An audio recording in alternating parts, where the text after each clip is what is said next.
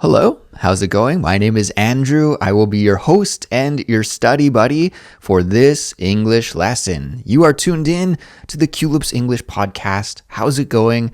If you're new here, welcome. If you're a returning listener or returning viewer, because guys, if you don't know, I've been recording these bonus episodes lately and putting them on our YouTube channel as well. So if you're listening to the audio, but you want to watch the video version, then it's on our YouTube channel for you. So whether you're a listener or a viewer, welcome. It's great to have you here. And in our bonus episode series, what I do is I just share some stories with you from my everyday life as a Canadian living abroad in South Korea. And the goal here, why we're spending some time here with English today, is that we can Big B. Big B. This is the slogan, the motto for our bonus episode series. It stands for build your English fluency, increase your cultural knowledge, grow your vocabulary, and become a better communicator. That's why we're here. That's what we're planning to do with these bonus episodes. Well, we have a very special episode today because this is bonus episode number 99. Yes, the great one. Do you get that cultural reference? The great one? If you're a Canadian, probably you get this reference. And if you're a hockey fan, then you might get this reference as well. But if you're not a hockey fan and you're not a Canadian, then perhaps you don't know what I'm talking about. Well, it all goes back to this amazing, fantastic hockey player, the world's best hockey player, many say. His nickname is the Great One. And his name is Wayne Gretzky. He played for the Edmonton Oilers and the Los Angeles Kings and some other teams in the 80s and the 90s. And Wayne Gretzky's number was 99. And his nickname is the Great One. So episode 99 of our bonus episode series as well. It's going to be a great one, I hope. And now you have a little tidbit of knowledge about ice hockey that you can carry with you and maybe quiz your friends or give a trivia question to your friends, ask a trivia question to your friends, something like that. Anyways, guys, I'm not going to talk about ice hockey today in this episode. Instead, I'm going to talk about a different kind of sporting adventure that I participated in a couple of weeks ago. It was a trail race. As you guys know, if you're a listener, a regular listener of the Culips English podcast, one of my hobbies is running. And here in South Korea, during the spring, there are many different marathon events and racing events and running events that appear all over the country. And I had the pleasure and the pain, I guess I could say, because it was a pleasurable and painful experience to participate in this race. I had the pleasurable and painful experience of doing a really cool trail racing event a couple of weeks ago, and I'm going to tell you that story here today in this episode. But before we get into that, I do want to let you know that there is a free interactive transcript and vocabulary glossary for this episode for everyone. Everyone can access it for free. You don't even need to sign up for an account or anything. Just click the link that's in the description for this episode and you can check it out. If you haven't studied with the interactive transcript yet, I really highly recommend it and suggest that you check it out. It's so awesome. You can just click or tap on any word that you see in the transcript and the audio will play from that point. And as you follow along with the transcript, the word that I'm saying is highlighted while I say it. So it's just a really cool study tool, and I hope you will check it out if you haven't already. And the vocabulary glossary, maybe this word is new for some of you. A glossary is just like a mini dictionary. I guess you could consider it that. It gives you just a brief definition of the word in question. So in the glossary, I'll choose maybe 10 or 15, maximum 20, usually around 15 words that I think are important for you to know. Maybe they're words that are more difficult or words that are not as frequent and common, and words that I think many of you out there are probably like, what does that mean? Of course, I don't know what everybody's English level is, so I have to go with my intuition and guess, but I do select 15 of the words that I think are important for you to know, and I include them in the vocabulary glossary with a brief definition and an explanation and also an example sentence. So I think that would be really helpful for you to check out as well. Again, it's free for everyone. You can get it just by following the link in the description. Now, if you are a paid Culips member, and we do have Culips memberships that we offer to anybody who's interested, well, then you'll also get a comprehension quiz. I'll post the quiz in the Discord community for our members. And guys, you can check how much you were able to understand just by doing that quiz after you listen to this episode. And I love it. After we post a new bonus episode each week, then many of our members post their scores in the Discord with their quiz, a little screen capture. And yeah, it's cool to see everybody's amazing results. Maybe I make the quizzes too easy. I'm not sure, but we get a lot of 10 out of 10s. Actually, I don't think I make them too easy. I think they're a little bit challenging. It's just that our member community is really good at English and they get perfect scores. So that's awesome to see. If you're interested in becoming a Culips member and learning about all the other bonuses that you get when you are a member, we give lots of benefits and bonuses to our members, lots of tools designed to help you improve your English fluency.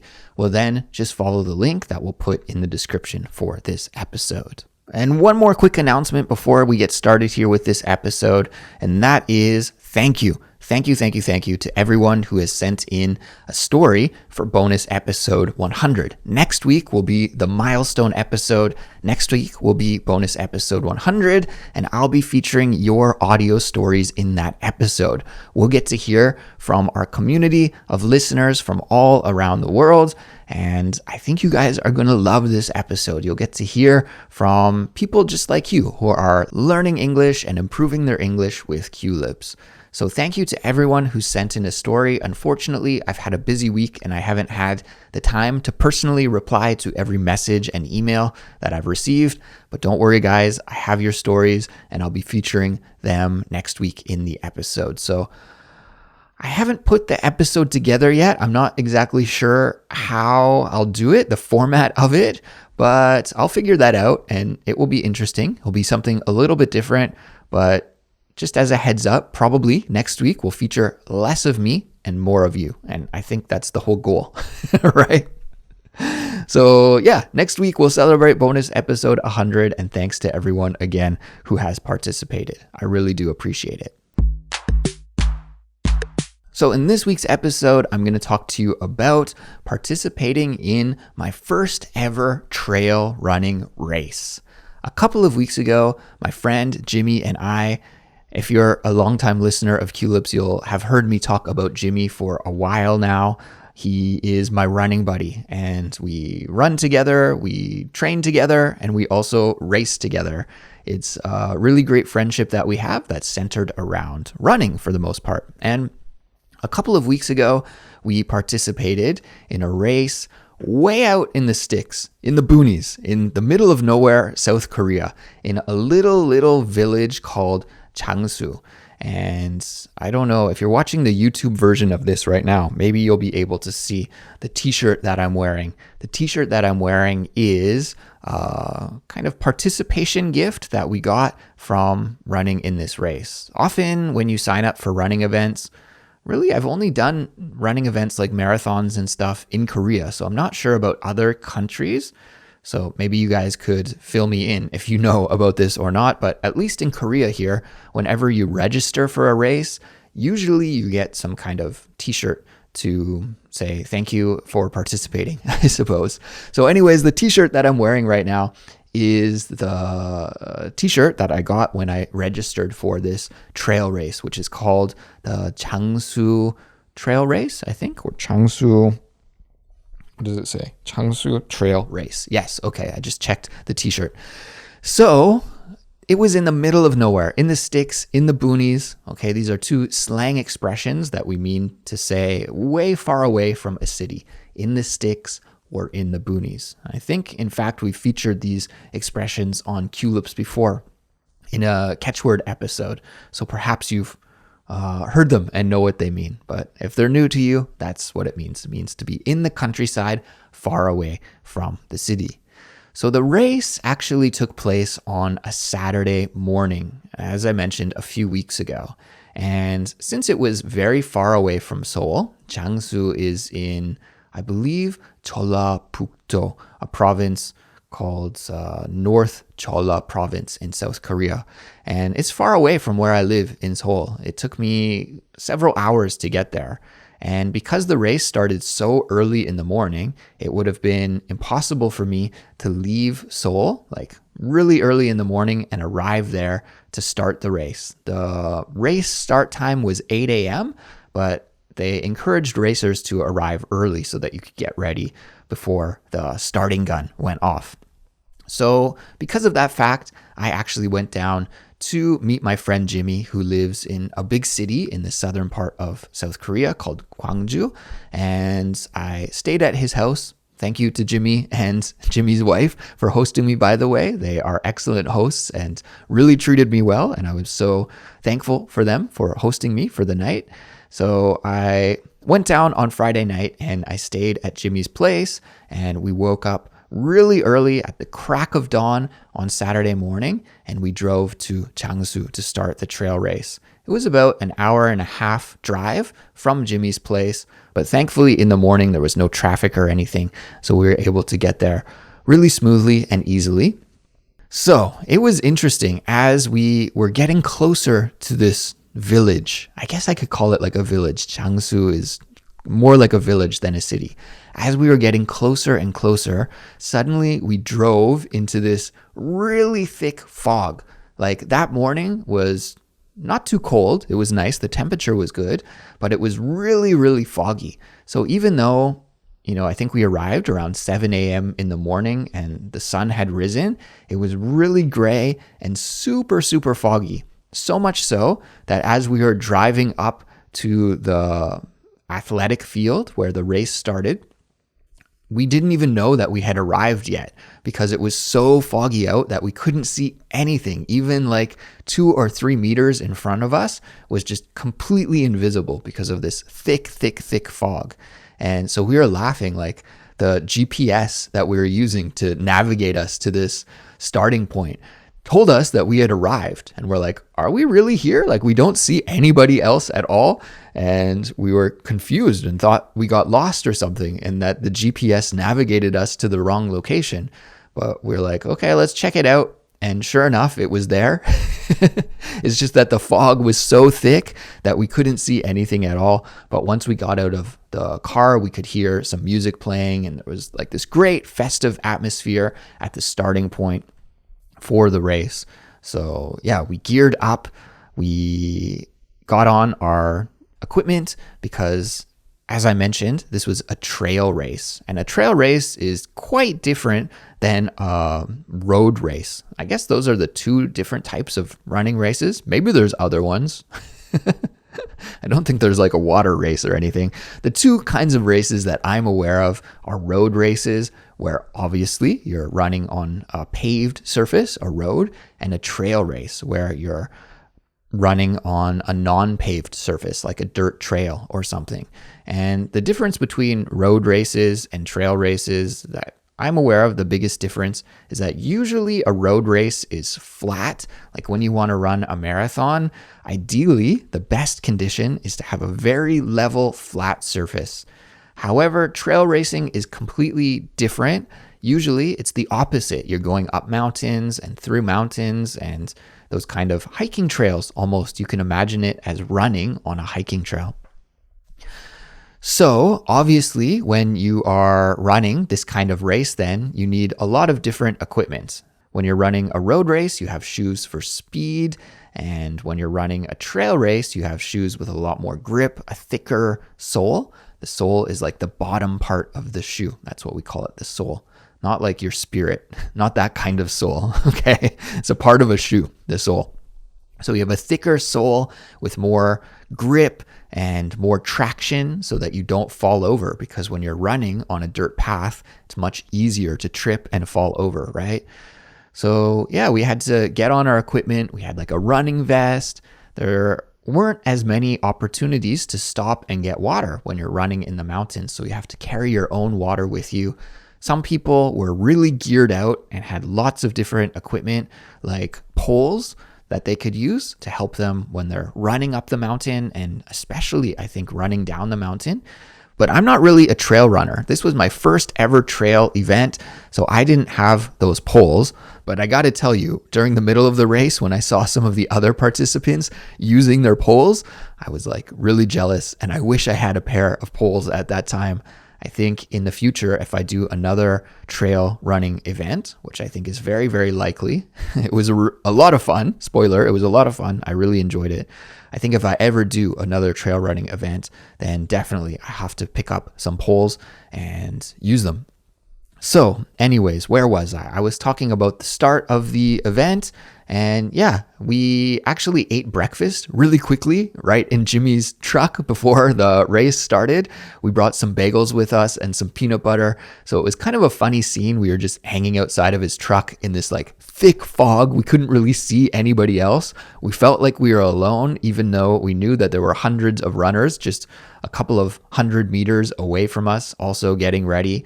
And yeah, because of the fog, it really made us feel like we were alone, except there was music playing, so we knew that there were a lot of people around. But anyways, we got on all of our trail running gear. We geared up, and to gear up means, well, it can mean many different things. It has a special meaning when you're talking about driving a car, but here I'm meaning it more in a slang sense to mean like get excited, feel good, pump yourself up, get energized for the event. So we pumped each other up, we geared up for the race, and we also ate some bagels and peanut butter. I think Jimmy and I both had a bagel and peanut butter to get ready for this race.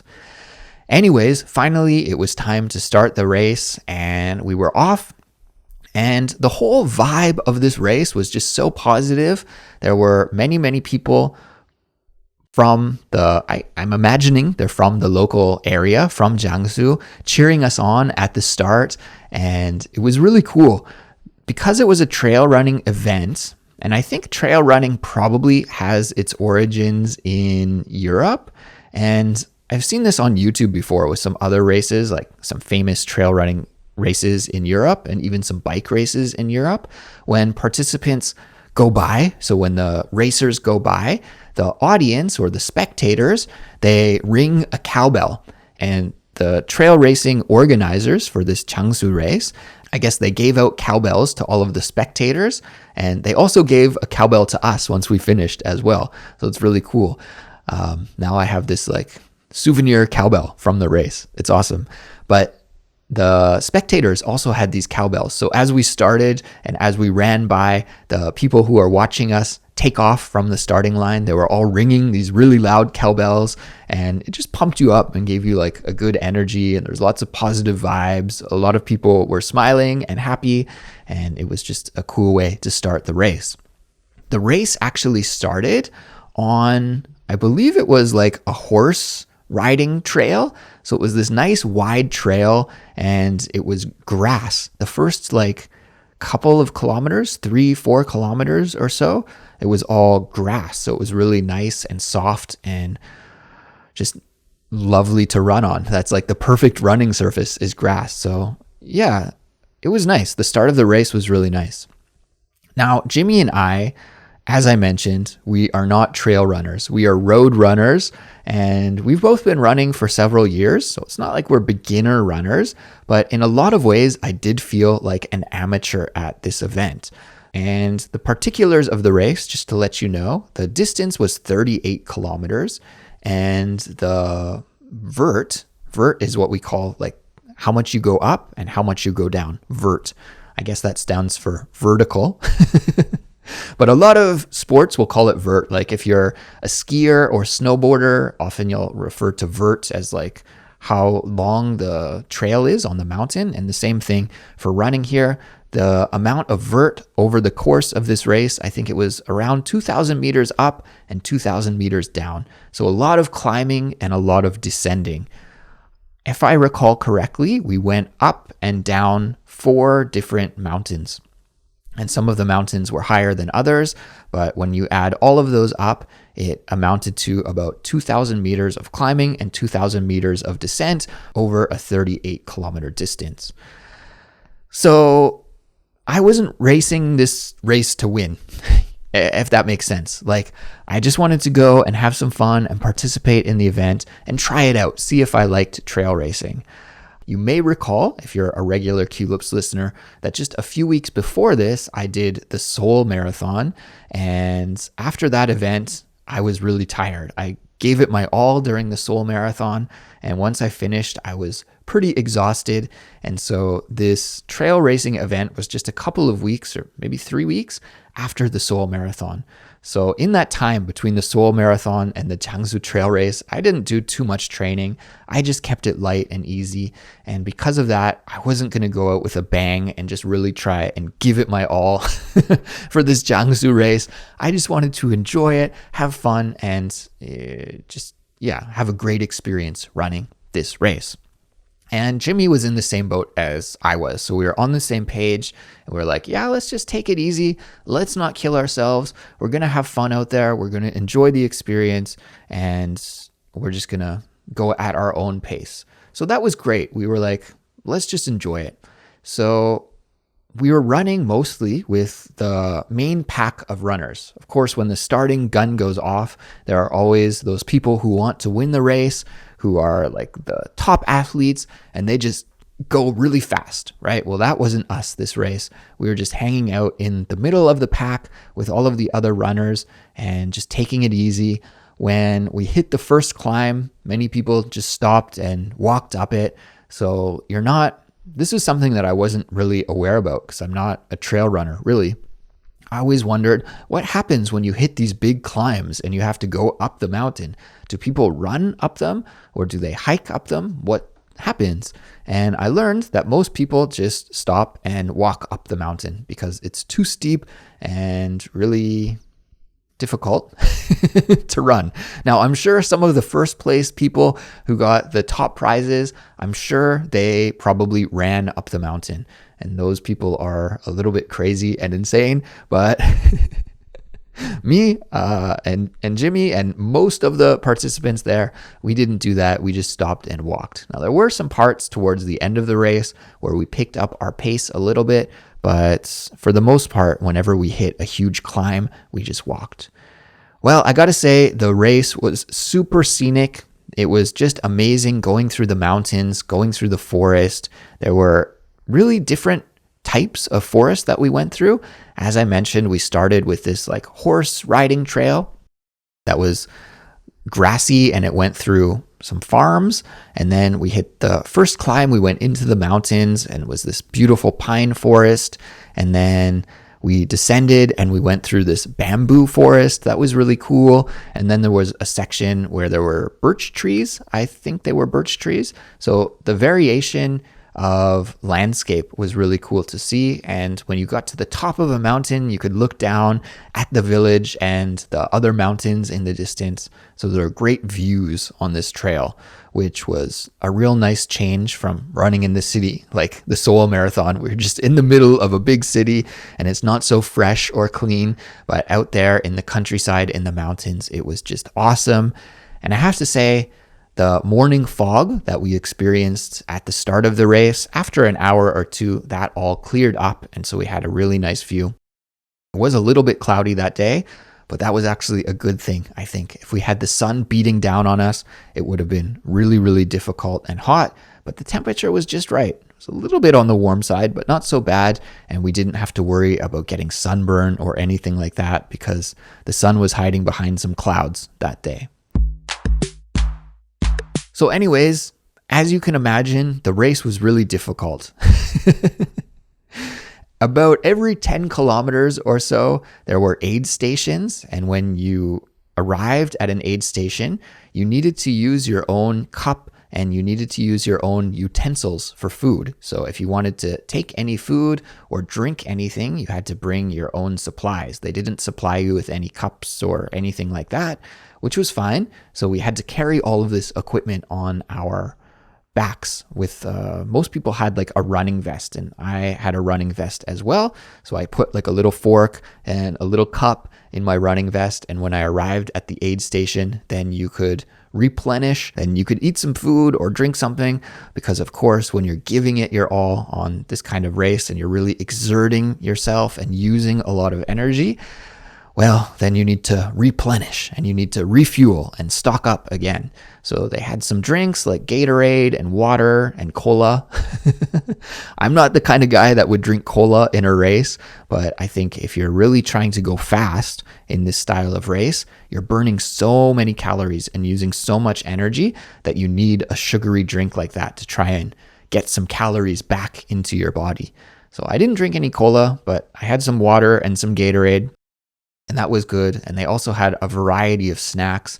They had cookies and bananas and chocolate bars and candy and anything like with a lot of carbs and a lot of calories to make you feel refreshed again. And at the second or third stop point, they even had some Korean food. So they had like rice balls that were really delicious. And I think they even had some bibimbap that you could eat. I didn't try the bibimbap.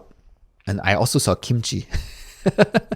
Although this is a very Korean event to stop in the middle of this intense race and eat some kimchi. It didn't really seem like something I wanted to do at the time, but that was cool and many people were enjoying it. So that's all that matters at the end of the day.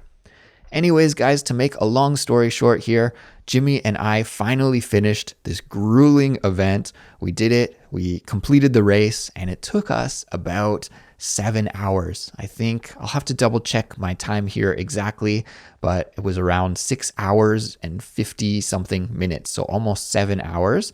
Of course, we did take some breaks at those checkpoints, but overall, from the start until the finish was almost like a whole day of moving. So we were really tired when we crossed the finish line. I believe we placed in the top 25%, which I think was nice for our first ever event. Even though we weren't trying to kill it and trying to win, we still did pretty well. I think Jimmy was 104th place and I was 105th place, even though we crossed the finish line at the same time. Jimmy beat me slightly, but that's okay. I was happy to have him take the win, take the W. And yeah, I think we placed 104th and 105th out of around 400 and something participants in the 38 kilometer distance. So we were happy with that result. And after, we were so exhausted when we crossed the finish line. As you can imagine, it was really tiring, all day effort. And my legs were killing me because the muscles that you use for road running and road racing are totally different than the muscles in your legs that you use for trail running, especially when you're running downhill and going down the mountain. That's killer. That's really difficult. So my quads, the quad muscles in your legs are the muscles in the front part of your leg from about your knee to your hip. That kind of front leg muscle is your quad. My quads were really working overtime, really working hard to help me get down the mountain and get down the hill. So after we finished, I had to sit down and my quads were barking. If we say something is barking, like often you'll say, this is a kind of slang expression. Some people say, my dogs are barking. And that just means my feet are sore. Like if you've been walking around all day, you could say, my dogs are barking. And that means my feet are sore. In my case, my feet actually were fine, but my quads were barking. My quads were quite sore. But it was great because this race, I really have to give a shout out to the organizers of the Jangsu Trail Race. It was so well organized. The volunteers were super helpful. Although there were only a handful of foreign participants, I think maybe excluding Jimmy and I saw maybe 10 or 15 other foreigners participating in this race. So it was mostly a Korean event, but they still went the extra mile and did a lot of extra effort to help us feel really welcome to this event. All of the materials were translated into English as well. So it was really, really nice that they went the extra mile for all of us foreigners and made us feel welcome. And a big shout out to the organizers of the race for doing that. Really, really do appreciate it. And at the finish line, it was great. The atmosphere was so positive. There were a lot of different food booths set up, and there were also many different stalls from different vendors of, running stuff, essentially different gear and shoes and equipment. vendors set up. They had some massage booths set up. So if you needed to get a massage in order to make it home, I guess you could get a massage. And one of the cool things when we finished is they gave us a gift certificate for 10,000 won, which is roughly, I don't know, 8 or 9 American dollars, but it was enough to get a lunch and to get a drink. And they had some seating set up where you could just chill and eat the food and socialize with the other racers. And they had some good music playing. So it was just like this awesome festival vibe at the end. So Jimmy and I got some food. I had a cold beer.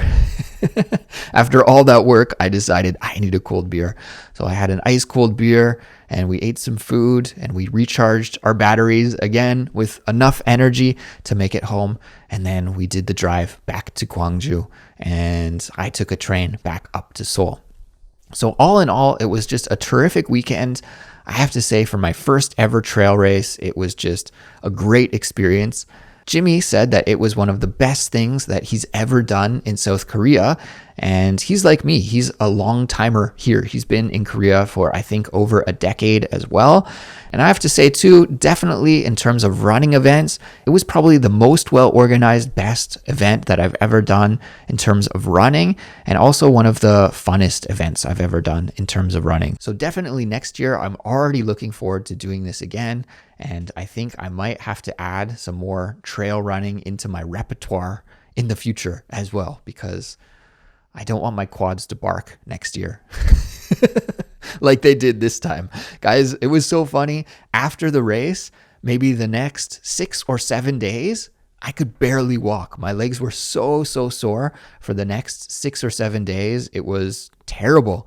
Trying to go to the subway was the worst, because when you take the subway in Seoul, you have to walk down like 4 or 5 flights of stairs. And I looked like an old grandpa trying to get down the stairs. It was just terrible. But my legs are all recovered now. And I think going forward, before the next Jangsu trail race, I'm going to run up some hills from time to time so that I'm ready for the next race. Anyways, everyone, I think I'll end things here for today. Thank you for listening to my story. I hope that you enjoyed this one. I promise that I won't have too much more running content in the future. I know that sometimes I go on and on about running, but it is one of my passions and I love talking about it. And it is how I spend a lot of my time. So when I do an event like this, it takes up a whole weekend of my time. And that means that I don't really have any other stories to share, because it was all spent preparing for the race, traveling to the race, doing the race, and coming home from the race. So I don't really have too many other stories to talk about from the last weekend except for this race. But it was an awesome time and I really enjoyed it. And I hope you enjoyed listening to the story too. Now for this week's completion code, let's go with the word trail, Trail. What I'd like you to do with this completion code is make an example sentence, any example sentence using this word trail. And you should share it with our community, either on our Discord server or in the comments for the Instagram post for this episode, or in the YouTube comments for the YouTube post for this episode. And by sharing the completion code and that example sentence using that word trail, what you'll signal to me is that you studied with the whole episode. You made it all the way to the end. And you'll also be encouraging our community as well, other Culips listeners from around the world just like you. And you will be saying, hey, guys, I finished this episode. I did it. And you should do it too. You'll be encouraging the rest of the Culips community. So go ahead, leave your comment with the completion code trail, and I look forward to reading your comments and your example sentences. So everyone, that's it for me for today. Take care and good luck with your English studies for the next week here. I hope you have a great week and a productive week of English studying. I gotta say, I'm proud of you for making it all the way to the end of this one. Great job as always. Take care, everybody. I'll see you next time. Bye-bye.